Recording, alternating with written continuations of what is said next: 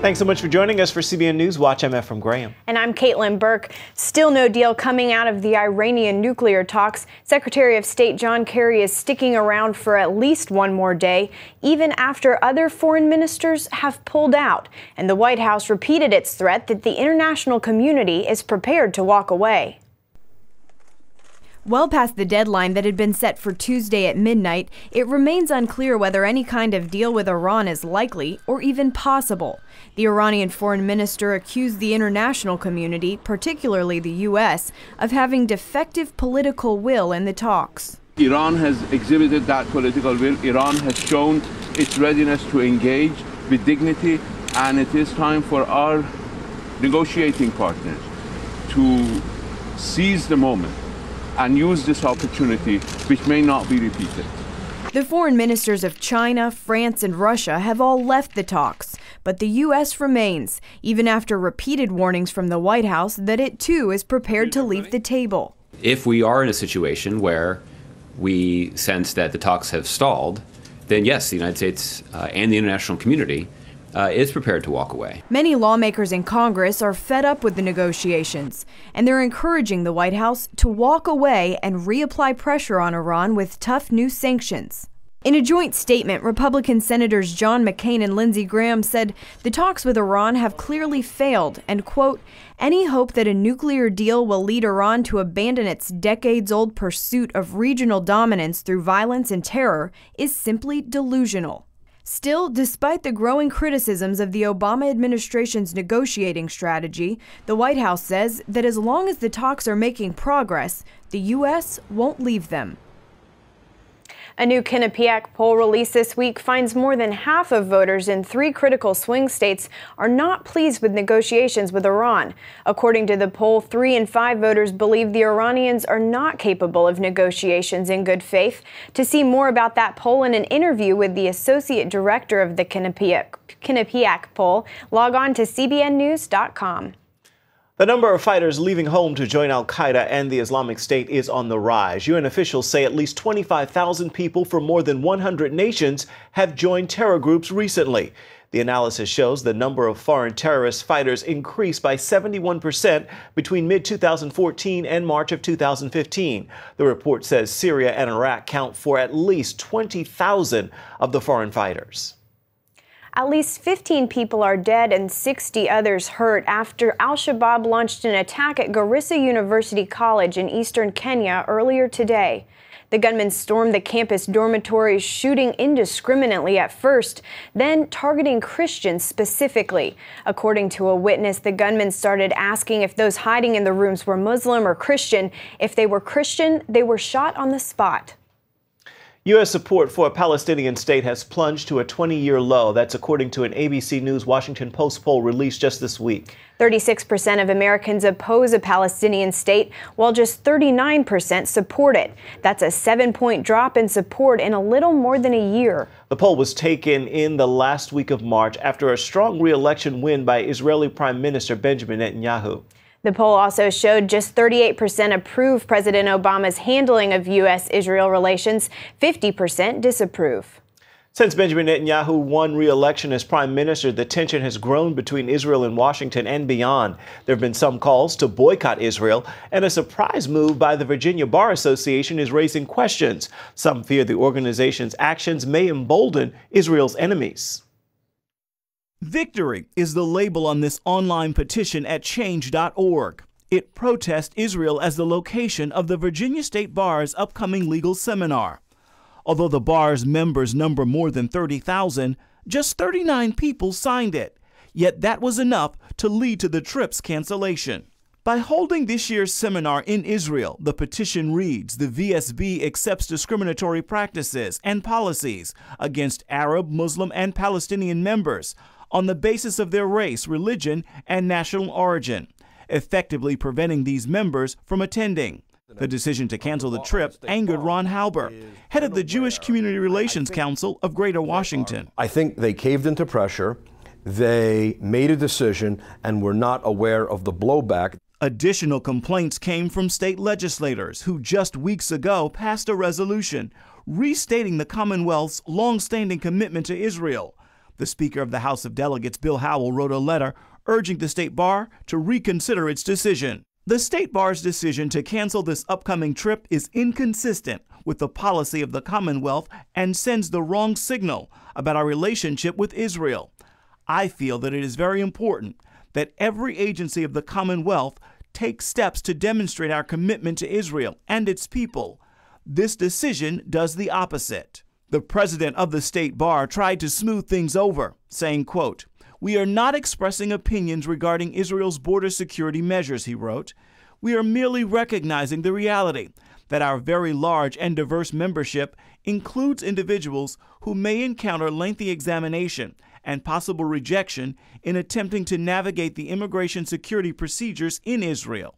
The BDS movement is designed to delegitimize the state of Israel by encouraging boycotting, divesting, and sanctioning of the Jewish state.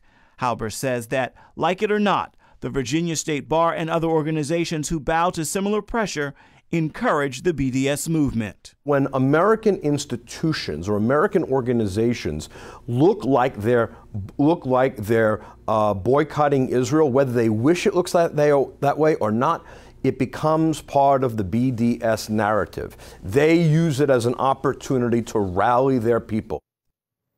And we have much more about the backlash against Israel at CBNNews.com, including expert analysis on the impact of the Obama administration turning against the Jewish state. And more backlash in Indiana over the new religious freedom law. Today, a bipartisan group of lawmakers in the state are meeting to debate a bill clarifying the law. Meanwhile, supporters of the measure are coming under fire. Owners of Memories Pizza had to shut down Wednesday after receiving threatening phone calls and social media postings for vocalizing their support. If a gay couple was to come in, like say they wanted us to provide them pizzas for a wedding, we would have to say no. Defenders of the restaurant started a GoFundMe page that has already raised more than $40,000 for the pizza shop owners. The new religious freedom law goes into effect July 1st. New York City's mayor may have the final word in that long-fought battle for churches to rent public schools for worship services. And right now, a spokesman for Mayor Bill de Blasio says he'd like to ensure churches have access to schools for Easter services this weekend and beyond. The mayor pledges to work out a deal in the coming weeks. The Bronx Household of Faith has been at the center of this fight for more than 16 years. And Monday, the Supreme Court once again rejected an appeal from the church. About 60 groups had been allowed to worship inside public school buildings. California's Governor Jerry Brown is ordering mandatory emergency water cuts throughout the state due to the drought. Sierra Nevada is experiencing the lowest snow levels in 65 years. We're standing on dry grass, and we should be standing in 5 feet of snow. The idea of your nice little green grass getting lots of water every day, that's going to be a thing of the past. Brown wants to cut the state's overall water usage by 25% compared to 2013 levels. Outdoor water use is responsible for more than half of most residential water bills. One sector not mentioned by the governor was agriculture. He says farmers have already paid a high price for the drought. The Obama administration is planning on United Nations talks on climate change, but Republican leaders are letting other countries know any deal from those talks may not last. Reuters reports the White House wants a global climate agreement to be negotiated in Paris at the end of this year. The plan would call for cutting greenhouse gas emissions over the next decade. But Republicans say the Obama administration does not have the legal backing or political support to commit the U.S. to an international agreement, and so it may not hold up. Senate Majority Leader Mitch McConnell points out 2/3 of the U.S. government hasn't even signed off on the Clean Power Plan, and 13 states have already promised to fight it. Coming up, a mother who had an abortion and then immediately regretted it. Hear how she reversed the effects of her abortion and later gave birth to a healthy baby boy. Next.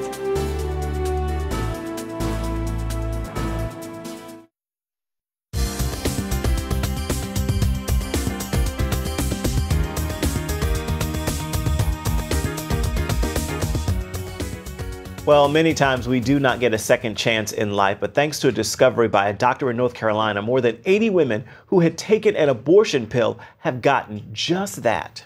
The discovery gave them a second chance after they realized they wanted to keep their unborn babies after all. Heather Sells brings us that story. Little Gabriel is alive and well thanks to his mother's instincts and a medical breakthrough that can shut down an abortion. Andrea Minikini was studying nursing when she got the news she was pregnant. Reluctantly, she and her boyfriend decided to abort their baby. Andrea was unsettled when she came to this clinic to get an abortion, but immediately after she swallowed the pill, she regretted what she had done. I ran out and actually started trying to throw up, but nothing would come out, nothing. On a mission to save her baby, Andrea called several obstetricians and even went to her local emergency room. Doctors repeatedly told her there was no way out and that she would need to take the second abortion pill within 24 hours. After 2 sleepless nights, Andrea's mom discovered the abortion reversal hotline and a local doctor who said she might be able to help. The doctor found the baby's heartbeat and a break in Andrea's placenta. The baby had almost, instead of going towards it, he had gone away from it and he had curled up in a little ball. The doctor immediately began the reversal process. It involves flooding a woman's body with progesterone, the pregnancy hormone. It blocks the deadly effects of mifepristone, found in the abortion pill RU486. These are hormones that essentially the woman's body has in it anyway, and we're just supplementing that. Dr. Matt Harrison created the protocol 9 years ago when a patient came to him soon after taking the first dosage of RU486. And she said, I will do whatever it takes to save my baby. And that was just such a powerful message coming from her. Someone who had just taken a medication to end their baby's life, realized immediately that she had done something that she didn't want to do. And I was like, you know what? I have no idea what to do. This is not something that they teach you in medical school. This is not, they don't give you an antidote to abortions. Harrison's discovery takes advantage of a 2-day gap between the taking of the first and second abortion pills. The reversal must begin within 3 days of taking the first pill and before taking the second.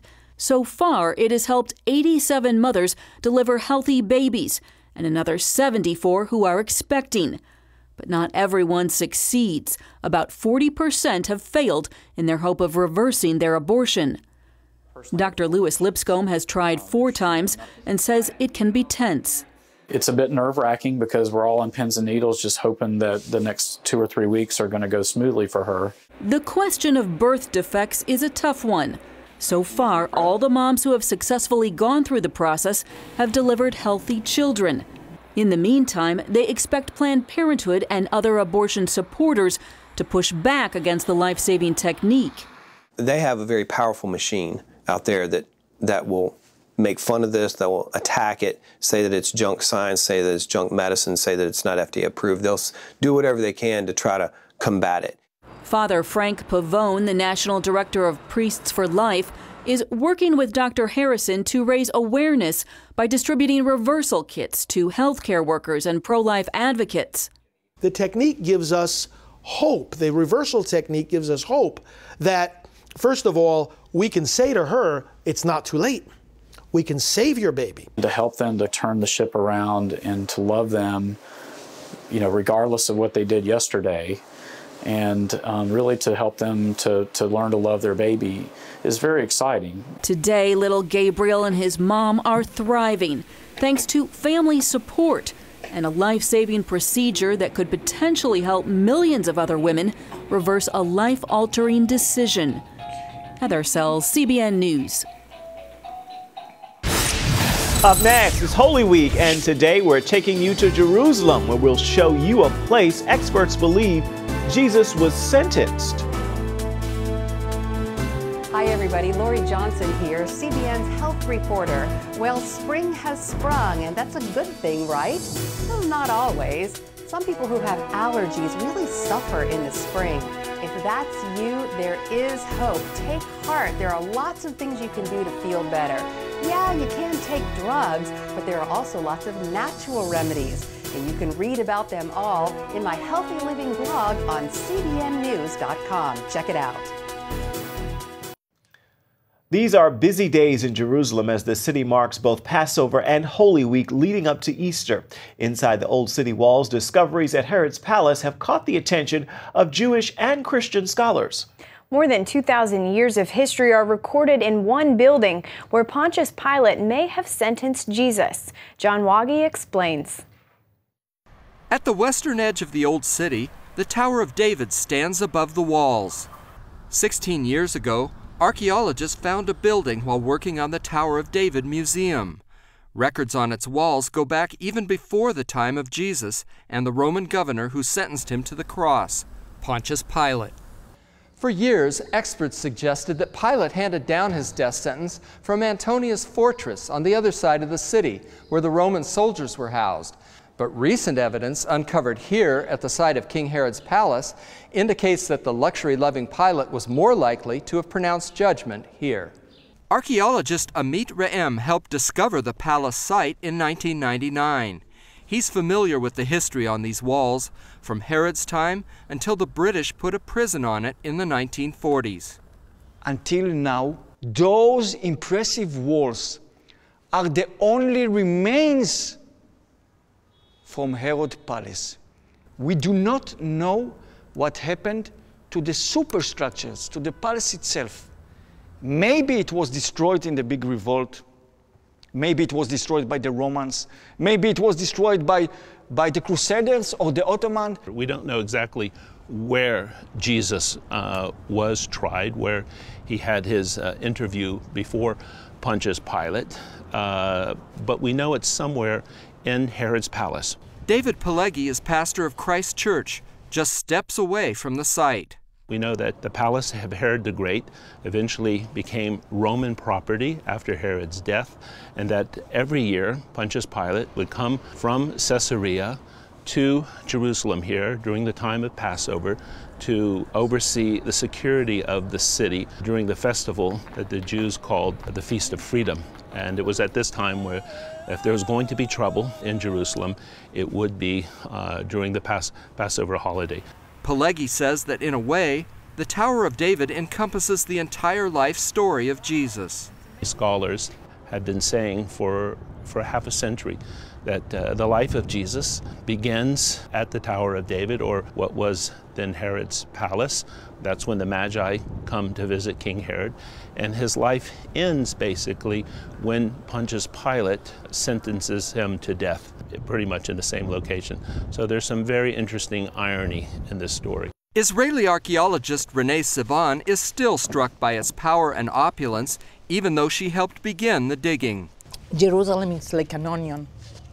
You peel it, and it never ends. But then you cry a bit, but not too much. That is what happens here. Pileggi calls the Tower of David the best museum in the city and says tourists would do well to start their journey here. Now we have the extra bonus of having the very place where Jesus was sent to execution by Pontius Pilate, and this will help Christians better visualize those monumentous events that happened to Jesus the Messiah, Jesus of Nazareth, in the last week of his life. And just a couple of miles away, the Mount of Olives, where Scripture says he'll come again. John Waggy, CBN News, Jerusalem. Can you imagine getting to walk those halls? I tell you, amazing, amazing. I love what she said. It's like an onion. You peel it back and you cry a little bit. Beautiful. We'll be right back. And finally, we want to leave you with a note of gratitude on this Thankful Thursday. Have you ever tried to make something work or force it to happen? It can be as simple as trying to get your feet into a pair of shoes that are simply too tight, or as serious as a relationship that is clearly unhealthy. It is really best not to try and make it work. And remember this, if God closes a door, don't try to force it open. You're not going to like what's on the other side. With that, be thankful for open doors and for closed one as well. God is trying to save us all unnecessary heartache. That's it for now on CBN NewsWatch. You can find more of our exclusive coverage of the issues you care about most at cbnnews.com. Take the time to tell us what you think at Facebook or on Twitter. We'll see you back here tomorrow.